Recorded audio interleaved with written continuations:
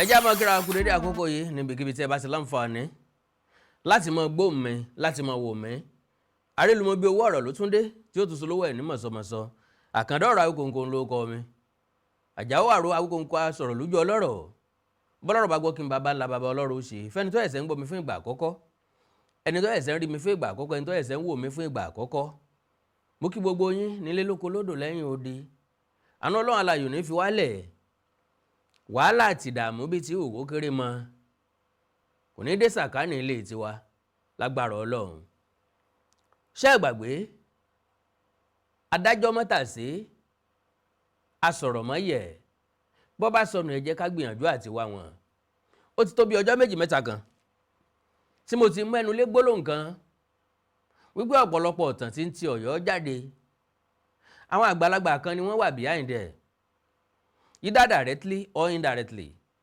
ńbẹ̀ mo ti mẹ́nu kan bàbá wa ọ̀jọ̀gbọ́n Wándé Abímbọ́lá ń pé n tí ń ṣẹlẹ̀ yìí bàbá mọ̀ ń pa rẹ̀ bàbá lè mọ̀ ń pa rẹ̀ directly but indirectly torí wípé àṣesílẹ̀ ńlá bọ̀ wá bá àfọ̀tẹ́lẹ̀ níjọba mi gbẹ́nà ọ̀rọ̀ asọ́tì ní jẹ́ kínní àná òun lára àwọn ìtàn tá a bá ń lẹ̀ òun náà ní gbogbo wa ń gbépò yẹnu torí pé àwọn ìṣẹ̀lẹ̀ tó ṣẹlẹ̀ lọ́gọ́rùn-ún ọdún igba ọdún ọ̀ọ́dúnrún ọdún ẹ̀ẹ́dẹ́gbẹ̀ta ọdún sẹ́yìn kò sí nínú wa tó wà ń bẹ̀ tó lè sọ fún wa látẹnudẹnu tàbí tó lè fọwọ́ sọ̀yà pé báyìí ló ṣe rí ní tí wọ́n ṣàkọsílẹ̀ rẹ̀ náà là ń bá ọ̀nà ó wá ní bàbá mi fi nípa àtìpín nínú nǹkan tí ń ṣẹlẹ̀ mo ní bàbá ṣe àkọsílẹ̀ rẹ̀ nínú odù Ifá wípé Ilé Ifẹ̀ ti san ìsákọ́lẹ̀ fún Ọ̀yọ́ rí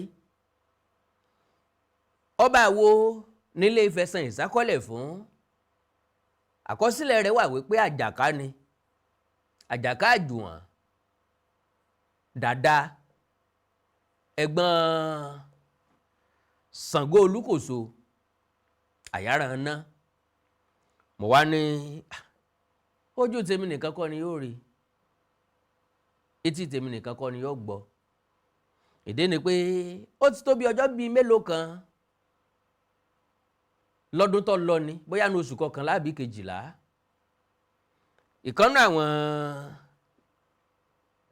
ọmọ Ọ̀yọ́ tó wà lórí ìtàkùn ayélujára ló fi ìta ń pé Ilé Ifẹ̀ wo la ń sọ nípa rẹ̀ Ilé Ifẹ̀ tó ti san ìsákọ́lẹ̀ fún Ọ̀yọ́ rí Ilé Ifẹ̀ tó ti san ìsákọ́lẹ̀ fún Aláàfin rí mo wá ní bó ló ṣe rí bẹ́ẹ̀ àyàfi gbá tí mo bá pàdé nínú odù Ifá tí bàbá wa Wándé Abímbọ́lá ṣe àkọsílẹ̀ rẹ̀ bó tiẹ̀ jẹ́ wípé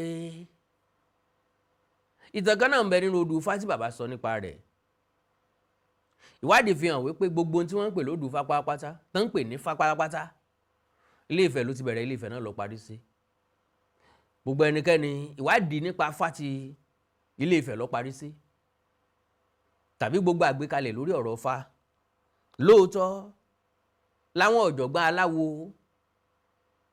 ni wọ́n ṣàkójọpọ̀ àwọn odù Ifá ọ̀hún 16 ni àkọsílẹ̀ ìtàn jẹ́ kó yé wa wípé a lè kí Ifá kọ̀ọ̀kan sí ọ̀nà 16 àkọsílẹ̀ ilé tí bàbá wa Wándé Abímbọ́lá ṣe ó fi sílẹ̀ wípé a lè kí Ifá kọ̀ọ̀kan tàbí ọ̀nà bíi 8 ni wọ́n gbàgbé kalẹ̀.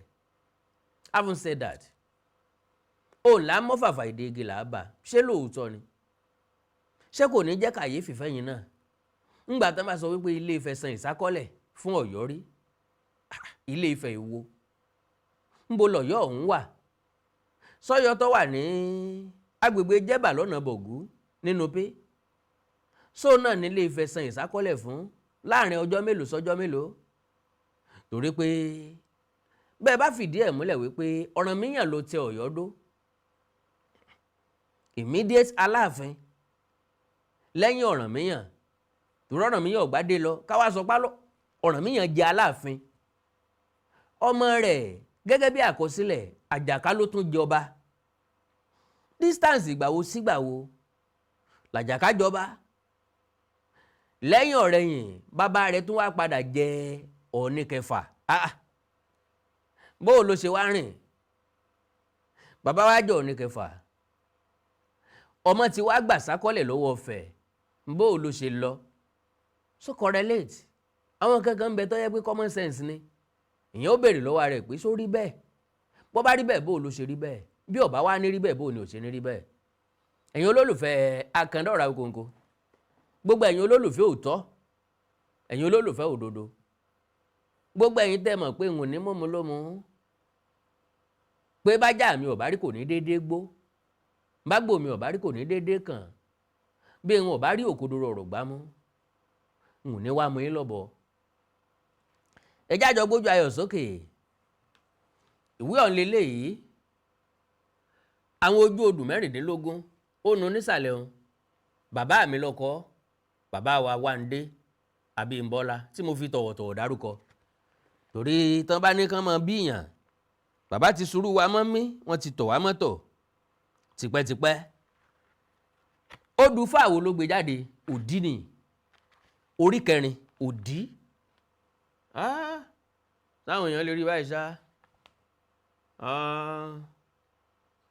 ok n ó snap ẹ̀bí tí ò kọ́ mọ́ n ó fi sójú wòran yín òdí kí lẹ́sẹ̀ fáwọn sọ òdí àgbàlagbà Ifẹ̀ àwòlé Ọlọ́fin adíáfún Ọlọ́fin tí ó pàrokò ránṣẹ́ sí Àjàká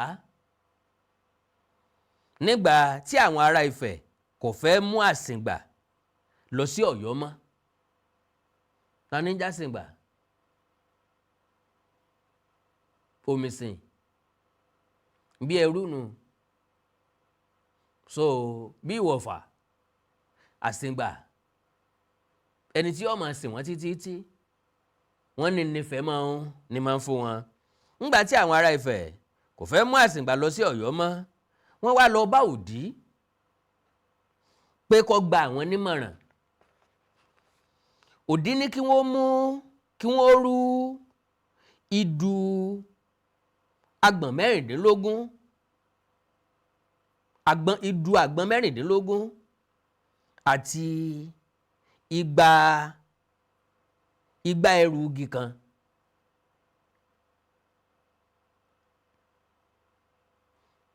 idù agbọ̀n 16 àti igba ẹrù igi kan kí wọ́n pèsè sí i lára ó túmọ̀ sí pé kí wọ́n safá sí lára kí wọ́n ṣètùtù sí lára kí wọ́n wá gbé e ránṣẹ́ sí Ọ̀yọ́ kí wọ́n sọ fún Aláàfin pé ifá ọdún náà tí yóò bá dá agbọ̀ndu ni kó fi ṣe ikin kí la pè lágbọ̀ndu náà ó gbọ́dọ̀ jẹ́ àwọn àgbọn kéékèèké hùn àwọn àgbọn kéékèèké tóńtóló bíi iná nǹkan tó jábọ́ lórí àgbọn tí ò lè gbó kéékèèké yẹn ifá ọdún náà tí ó dá agbọ̀ndu ni kó fi ṣe ikin àti wípé ọmọ rẹ̀ obìnrin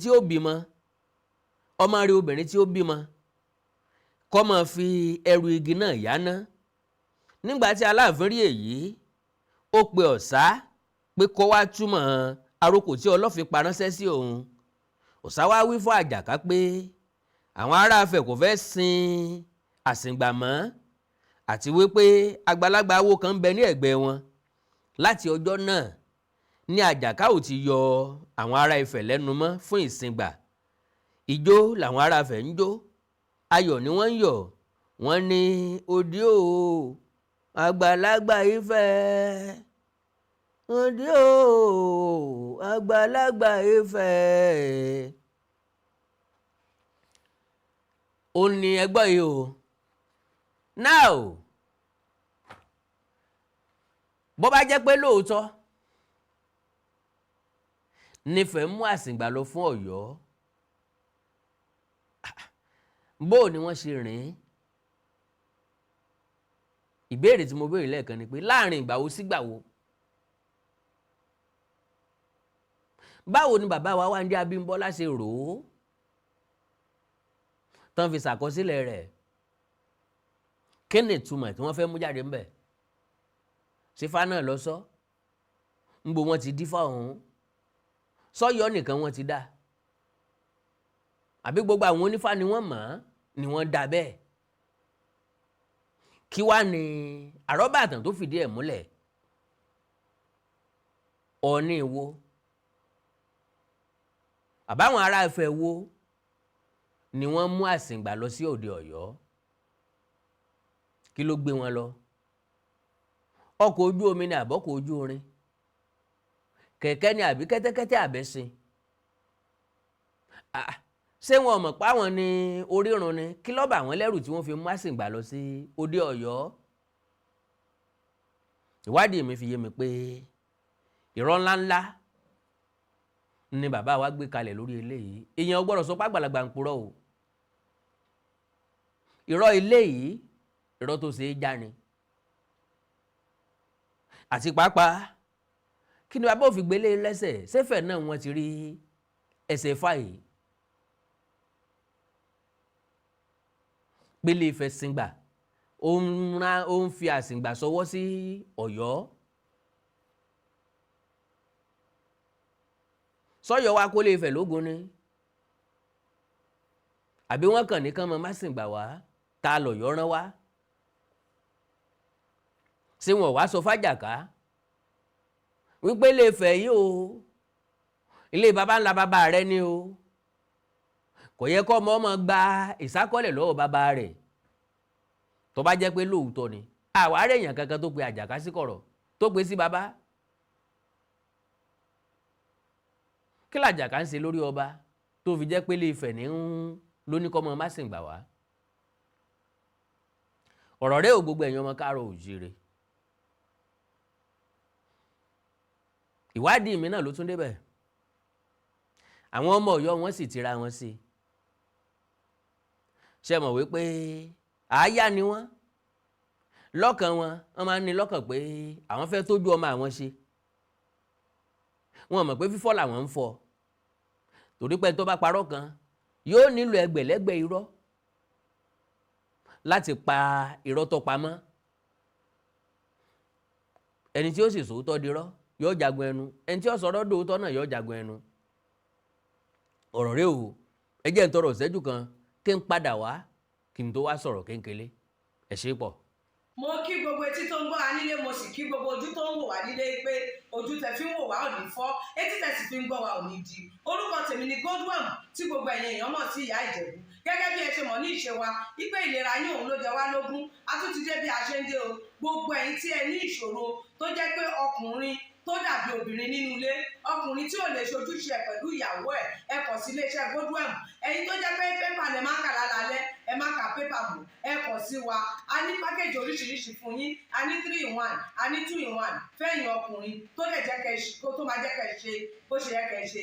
bákan náà ni ìṣòro tí a ń pè ní arthritis yìí ó ń ṣọkùnrin ó ń ṣobìnrin, orúnkún ríro, ìbàdí ríro, ọrùn ẹsẹ̀ ríro, ẹlòmíì ó lè jẹ́ osteoarthritis lónìí, ẹlòmíì rheumatoid arthritis, ẹlòmíì ìdẹ̀rẹ̀ kò ní lè bẹ̀rẹ̀ mú nǹkan lẹ̀, ẹlòmíì ò lè bẹ̀rẹ̀ kírun, ó ṣeé ṣe kó jẹ́ sciatica ni, ó ṣeé ṣe kó jẹ́ lumbar spondylosis ni, ẹlòmíì ìdẹ̀rẹ̀ arthritis ni. tó bá ti di pé ìbàdí ń wọ́ ẹ̀ ò lè bẹ̀rẹ̀, ẹlòmíì orúnkún ríro, ẹlòmíì ẹsẹ̀ á máa gbóná, ẹlòmíì àpapọ̀ rẹ̀ á máa gbóná, ẹlòmíì ẹsẹ̀ á máa gbọ̀n, ẹlòmíì ara á máa tá, orí á máa tá, apákan ara máa tá, ẹ kàn sí iléeṣẹ́ Godwin Ìyá Ìjẹ̀bú. ẹlòmíì ò lè fóòjì ọwọ́ ẹ̀ báyìí, gbogbo ọwọ́ á máa ró, gbogbo ẹ̀yin tẹ́ tí ń lò náà ẹ máa jẹ́rìí sí, ẹ kàn sí iléeṣẹ́ Godwin Ìyá Ìjẹ̀bú. bákan náà ni àwọn èèyàn tó ń tọ̀ ìtọ̀ àtọ̀jù yìí ó ṣeé ṣe kó jẹ́ pé prostate enlargement ni. fún ẹ̀yin ọkùnrin tẹ́ ti lé lọ́mọ 40 ọdún tẹ́ bá ní prostate enlargement, ẹ lè máa tọ̀ léraléra, ẹlòmíì ò ní rí tọ̀tọ̀ rárá, ẹlòmíì ìdẹ̀rẹ̀ tó bá fẹ́ tọ̀ á máa ní ìrora, ẹlòmíì ìdẹ̀rẹ̀ kó tó débi tó máa tọ̀ sí ìtọ̀ yìí ti máa jábọ́. ṣùgbọ́n obìnrin ní á máa tọ̀ léraléra, kó tó débi tó máa tọ̀ sí ìtọ̀ yìí á ti máa jábọ́. ó ṣeé ṣe kó jẹ́ weakness of bladder làwọn ní, àbí kó jẹ́ infection, àbí kó jẹ́ diabetes insipidus tí a mọ̀ sí àtọ̀gbẹ. ìyẹn náà lè fà á ká máa tọ̀ púpọ̀ jù. ẹ kàn sí iléeṣẹ́ Godwin Ìyá Ìjẹ̀bú. èyíkéyìí tó lè fà á kẹ́ ẹ máa tọ̀ púpọ̀ jù ara iṣẹ́ wa ni, lára iṣẹ́ tèmi jogún látọ̀dọ̀ bàbá mi ni. àtọ̀jú yín gbogbo ẹ̀ ó sì padà sí àyè ẹ̀ bó ṣe tó àti bó ṣe yẹ. bákan náà ni àwọn tó ní hepatitis, ooru inú ẹ̀dọ̀ ni. but hepatitis bá ti pẹ́ lára ó lè ba ẹ̀dọ̀ jẹ́, ó lè fà á kéèyàn ní enlarged liver, ó dẹ̀ lè fa oríṣiríṣi ìṣòro sí ẹ̀dọ̀ yẹn. Ẹlòmíì á máa ní àmì bí kínú máa dùn, bí kójú máa pọ́n, kítọ̀ ẹ̀ máa pọ́n. Ẹlòmíì dẹ̀ kò ní rámì rárá, bóyá lọ ṣàyẹ̀wò wá kàn sọ fún pé ó wà positive, ẹ kàn sí wa. Ẹlòmíì dẹ̀rẹ̀ ó lè jẹ́ liver cirrhosis lòun ní, èyíkéyìí tí ẹ ó ìbàjẹ́, ẹ kàn sí iléeṣẹ́ Godwin Ìyá Ìjẹ̀bú. Bí mo ṣe sọ̀rọ̀ yìí tẹ́ ní prostate, ó jẹ́ prostate enlargement ni, ó jẹ́ prostate cancer ni, ẹ kàn sí wa. Pẹ̀lú ògo Ọlọ́run ẹ ní rí bákan náà mọ́.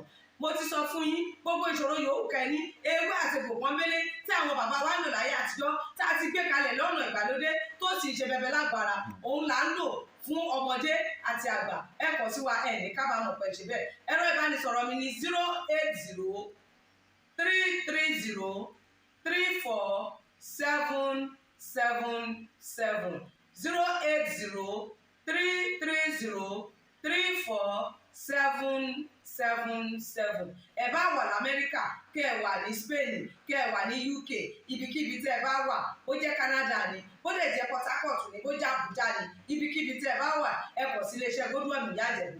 Ẹ bá mi sọ̀rọ̀ lórí WhatsApp, ẹ lè pè mí, ẹ lè fi voice note lẹ̀, ẹ lè fi message lẹ̀ lórí WhatsApp, máa dá yín lóhùn bó ṣe tó àti bó ṣe yẹ. Gbogbo ibi tí ẹ bá wà lè gbòógì wá máa dé, ẹ sì ní kábàámọ̀ pé ẹ kàn sí iléeṣẹ́ Godwin Ìyá Ìjẹ̀bú.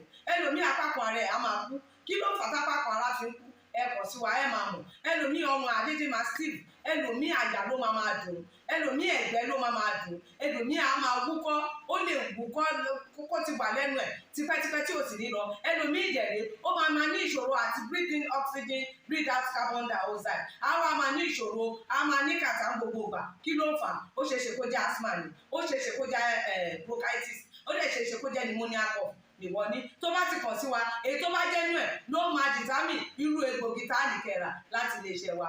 Ẹ ṣe mọ̀, mo ti sọ fún yín o, ẹ̀rọ ìbánisọ̀rọ̀ wa 080 330 34777. Iléeṣẹ́ Godwin last bus stop yín ni pẹ̀lú agbára Ọlọ́run. Remember, if it is not Godwin, it can never be like Godwin. I used to tell you, health is something to be treasured. Hello, everyone. We are here at Alpha Real Estate Phase 2. Where are we located? We are located at Badi, Okioyi, Ilorin, Kwara State. We're here to talk about our Phase 2 opportunity. Now, the price is still 500,000 per plot. That's the price. We primarily do business here in this region. Now, another opportunity to also take note of here is the proximity of this property to the express road. The landmarks are remarkable. You have the NNPC, you have the police station down the road, you have the Kwara State Polytechnic, you have the teaching hospital. You can never beat. When we talk about development in real estate and we talk about golden opportunity, those are the things to look out for. Now, we work with professionals. We just don't work in isolation. We have professionals working with us. We have our lawyers. We have the surveyors. We have the engineer. And we have our awesome management team in place that they are ready to walk you through the process. If you are ever in need of any, try to reach us, contact us, 081 68 99 41 68. That's the WhatsApp contact. We also have our email, alphaband@gmail.com. Thank you very much. Now we're going to move to phase 3. Thank you.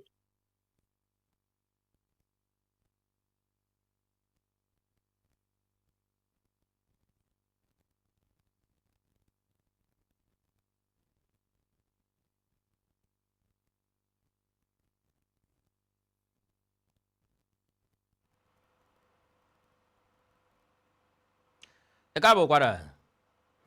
Well, ọ̀rọ̀ náà lẹ ti gbọ́ òun o.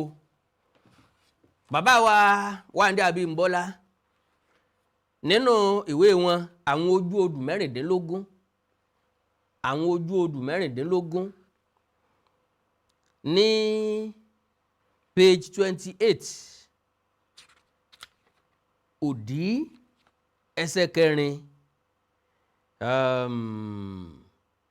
ẹsẹ̀ kẹta ẹ̀ ó ní òdì méjèèjì awolé alára òdì méjèèjì awolé ọlọ́fin òdì méjèèjì àwọn wọn ní nílé ọwọ́ àràngún àga àmọ̀tí èlé ọmọ oníṣẹ́gi àgùnfọwọ́ lábàájẹ́ tètè wọ́n ní wọ́n ní òdì méjì ó ti wá jẹ́ o táboyún ilé òfin bítíbitì re tágàn kọ̀ tágàn òótọ́ wà lábòsùn òdì ní ẹbọ ni kí wọ́n rúbọ tán wọ́n ṣe fá fún wọ́n sì rírí ajé irí ọmọ irí àìkú parí ìwà wọ́n ní ńlá bẹ́sù o kàngéré àìkú labẹ́sù wọ́n ní ńlá bẹ́sù o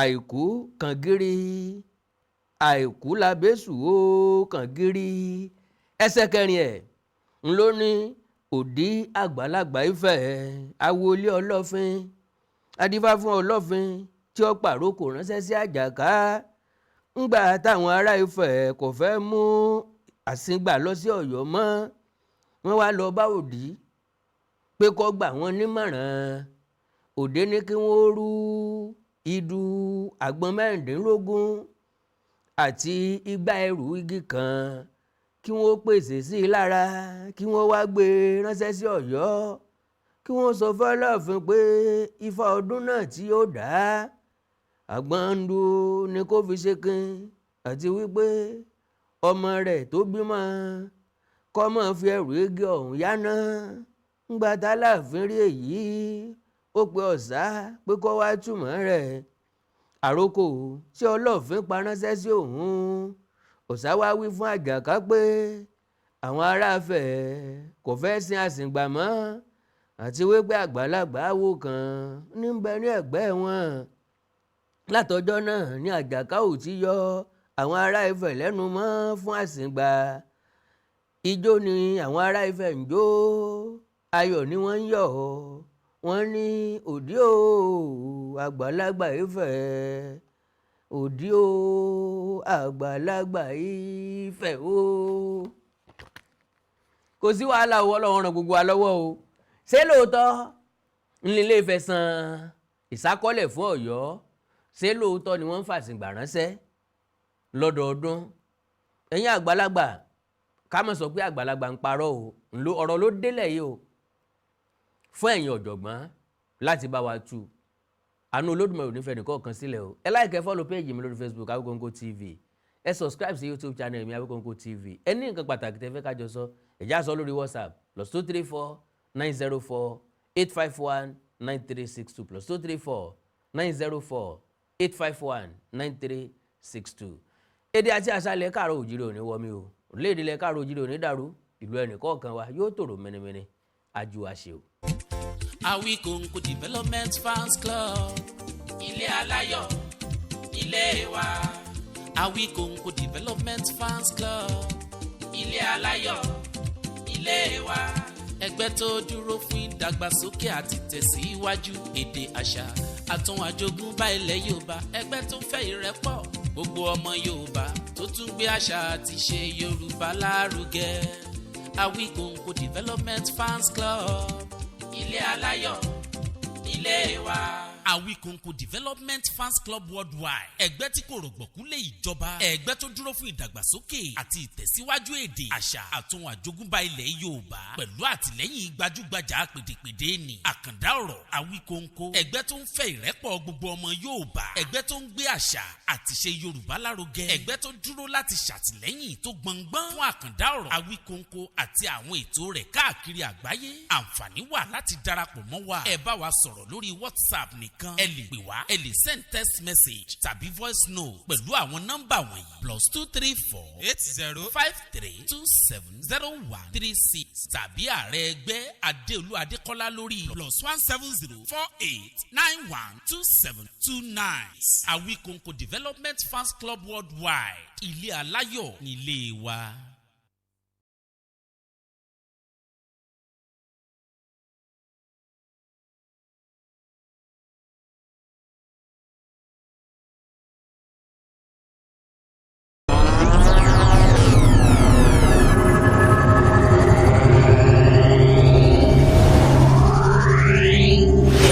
Ring.